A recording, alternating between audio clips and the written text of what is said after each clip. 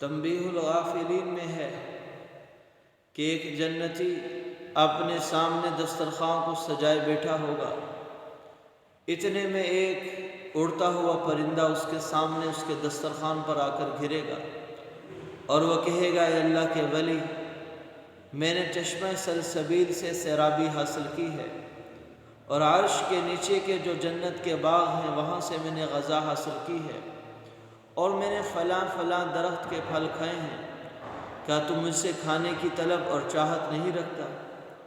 تو وہ جنتی طلب کرے گا کہ ہاں میں تیرے سے کھانا چاہتا ہوں، تو اپنے یوں پروں کو کھول دے گا، اس کے پروں کے اندر سے ایک طرف سے بنا ہوا گوشت، ایک طرف سے پکا ہوا لذیذ گوشت نکلے گا، مختلف ذائقوں سے بھرپور اور لذیذ گوشت جنتی کے سامنے پیش کر دیا جائے گا اور وہ کھائے گا اور پیے گا اور ڈکار آئے گا، تمام ہضم ہو جائے گا۔ اور اس اللہ کے ولی کے جسم پر 70 قسم کی پوشاکیں، 70 قسم کے لباس ہوں گے، ہر لباس کا رنگ دوسرے لباس سے الگ جدا جدا ہوگا، اور لباس اپنی رقت کے اعتبار سے اس قدر رقیق ہوں گے کہ 70 جوڑوں کا وزن اسے محسوس نہ ہوگا، اور اسے 10 انگوٹھیاں پہنائی جائیں گی اور ہر انگوٹھی پر ایک عبارت لکھی ہوئی ہوگی۔ پہلی انگوٹھی پر لکھا ہوگا، سلام علیکم بما صبرتم، تم پر سلامتی ہو جو تم نے دنیا کے اندر صبر کیا، صبر کے ساتھ زندگی گزار کر آئے ہو۔ دوسری انگوٹھی پر لکھا ہوگا، ادخلوها بسلام آمنین، تم سلامتی اور امن کے ساتھ اس گھر میں داخل ہو جاؤ۔ تیسری انگوٹھی پر لکھا ہوگا، تلک الجنۃ التی اورثتموها بما کنتم تعملون، یہ وہ جنت ہے جس کا تمہیں وارث بنایا گیا ہے ان اعمال کے بدلے میں جو تم دنیا کے اندر کر کے آئے ہو۔ چوتھی انگوٹھی پر لکھا ہوگا، رفعت عنکم الاحزان والاحلام، اب تم ہمیشہ جنت میں خوش رہو گے، تمہارے اوپر کبھی کوئی غم کا سایہ نہ ہوگا، تمام فکریں، تمام تفکرات تم سے ختم کر دیے گئے ہیں۔ پانچویں انگوٹھی پر لکھا ہوگا، البسناکم الحلی والحلل، ہم نے تمہیں زیورات اور جوڑے پہنا دیے ہیں۔ چھٹی انگوٹھی پر لکھا ہوگا،